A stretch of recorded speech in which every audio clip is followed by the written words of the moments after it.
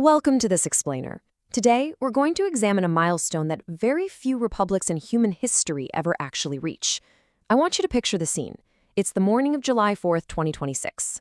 The sun is coming up over the National Mall in Washington, D.C., and it's illuminating a nation marking its 250th anniversary.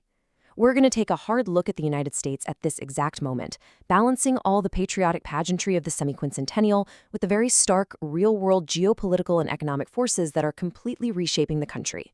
So let's dive right into this. For 2.5 centuries, the story of the United States has been deeply anchored in the foundational ideals of 1776, what we often call the American experiment. But looking at the nation today, we really have to contrast those grand historical ideals with a brand new era. We're seeing a shift toward a highly transactional, sovereign-focused, hard-nosed realism. The philosophical debates of the early republic have essentially evolved into a fundamental redefinition of what America's role on the global stage actually is. As the nation marks exactly 250 years, the celebrations are, as you'd expect, massive. You've got freedom trucks rolling across the contiguous states, and the largest pyrotechnics display in human history being prepped over the Capitol. But if you look just beneath the surface of all these festivities, a profound structural shift is underway. The United States is actively transitioning away from its long-held role as the undisputed liberal hegemon of the post-Cold War era, and it's moving toward a much more inward-facing, defensively postured stance. Section 1. Redefining American National Defense. To really understand how America got to this new defensive posture, we have to look at the military. The most immediate catalyst for this global shift was the 2026 Iran War. Analysts overwhelmingly agree that this conflict fundamentally altered the American way of war and reshaped the country's entire defense apparatus. Here's how it unfolded. On February 28, 2026, the U.S. launched massive airstrikes against Iranian targets. But literally on day one of the conflict, Iran executed a swift countermaneuver and effectively closed the Strait of Hormuz.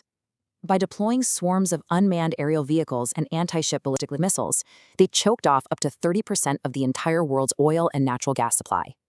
What started as an effort at regime change instantly became a global energy crisis, and that massively accelerated the push for a diplomatic off-ramp.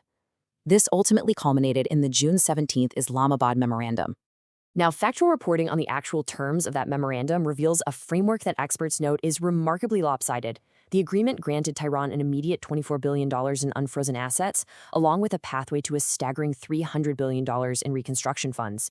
And in exchange, the U.S. agreed to lift its naval blockade and committed to withdrawing its forces from the immediate proximity of Iran. For U.S. military planners, this was a massive wake-up call. It definitively proved that forward-deployed bases no longer enjoy sanctuary from attack. In direct response to these glaring new vulnerabilities, the whole defense paradigm shifted. The administration officially rebranded the Pentagon from the Department of Defense right back to the Department of War. And this wasn't just some cosmetic name change. It was a total rejection of the post-Cold War consensus. They explicitly tossed out the idea of nation building in favor of a new warrior ethos, pivoting sharply toward hard-nosed realism and prioritizing homeland defense way above historical global commitments. Which brings us to the 2026 National Defense Strategy, the blueprint for this new reality. It introduces what is being called the Trump corollary to the Monroe Doctrine to aggressively secure the Americas. That includes a very specific focus on controlling the Panama Canal and Greenland. It also calls for a Golden Dome next-generation missile defense shield.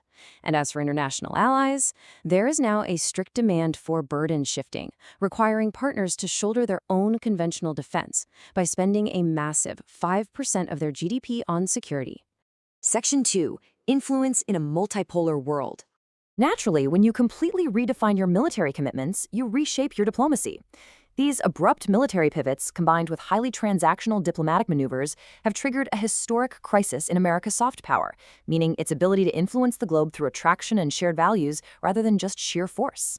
The data on this is striking. According to the 2026 Global Soft Power Index, while America obviously still maintains traditional strengths in entertainment and consumer brands, its global reputation rank has completely collapsed, falling to 26th in the world.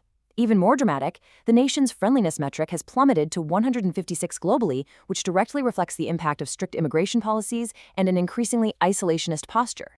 And this really brilliantly illustrates what analysts are dubbing the Trump effect. As the U.S. withdraws from international organizations and introduces significant sovereign risk into its long-standing alliances, traditional partners are logically diversifying their relations. In this vacuum, China has successfully overtaken America in global reputation. They've positioned themselves, particularly to the global south, as a much more predictable, state-led alternative. Section 3, the invention and production gap. Moving from geopolitics over to the economy, we find another massive structural shift. For 250 years, America didn't just invent the future, it built it.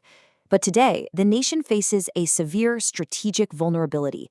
There is a growing fracture between its unparalleled capacity to invent things and its severely diminished ability to actually manufacture those inventions. American ingenuity is undeniable, right? It created or supported 76 of the past 250 years' top 100 inventions. Yet, its physical manufacturing share has just plummeted. To put that into perspective, the nation has gone from a post-war high of 45% of global output in the 1950s all the way down to just 11% today. The physical industrial footprint has been systematically hollowed out. This invention gap isn't just an economic issue, it is a profound strategic threat. Frontier technologies like quantum computing, advanced robotics, and AI, they all require physical hardware. Because of this manufacturing decline, the United States finds itself dangerously reliant on East Asia for advanced semiconductor fabrication and heavily dependent on China for the processing of critical minerals. Compounding this industrial vulnerability is a domestic macroeconomic backdrop of stagflation. Aggressive tariff policies have seen effective rates increase from 2% to nearly 12%, and those costs are trickling right down to consumers. Add to that the administration's unsettling decision to decline the extension of the USMCA trade agreement, opting for bilateral annual reviews instead, and you are left with deep supply chain uncertainty, high consumer debt, and an acute domestic affordability crisis right in the middle of this 250th anniversary. Section 4. A divided domestic landscape.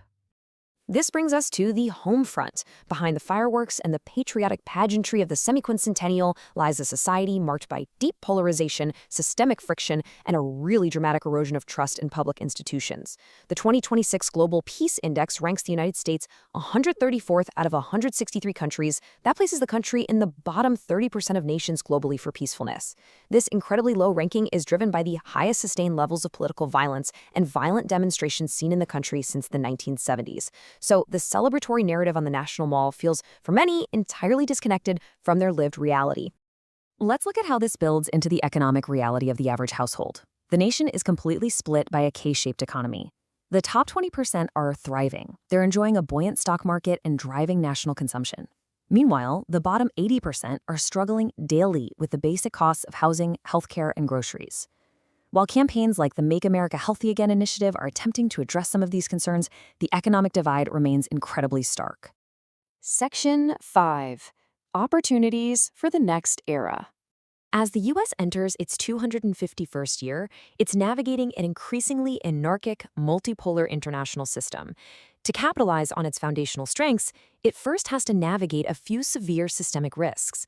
Experts have identified 3 primary hurdles for the next quarter century. First, supply chain and permitting bottlenecks that just exacerbate that invention-manufacturing gap we talked about. Second, the danger of hemispheric isolation. If the modern Monroe Doctrine is viewed by neighbors as purely coercive, it risks pushing Latin American partners directly toward China. And third, the erosion of institutional predictability, which global markets and geopolitical allies are already beginning to price in as a major liability. But despite these massive hurdles, the United States still retains structural advantages that absolutely no other nation possesses. It remains the world's largest economy. It boasts an unrivaled entrepreneurial culture, and its network of universities and research institutions is perfectly poised to lead the next era of human advancement in fields like artificial intelligence, clean energy, and synthetic biology. The building blocks for a new golden age are quite literally already sitting in American laboratories. Which brings us to the defining question for the next 25 years. Will the United States retreat even further into a defensive hemispheric shell, pulling away from the global order?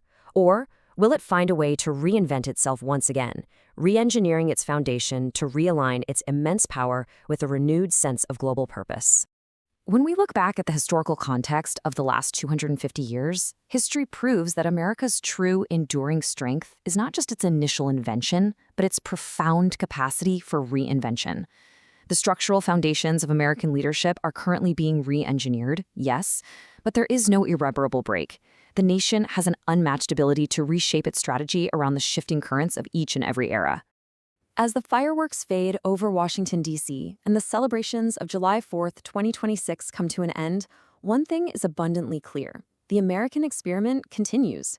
It might be adrift in a challenging, multipolar world, but it is still anchored by the unrivaled ingenuity and resilience of its people. The past 250 years have been monumental, but the hard work of building a more perfect union for the next century is really only just beginning. So, what role will this reinvention play in our global future? Thank you for joining me for this explainer, and keep questioning the world around you.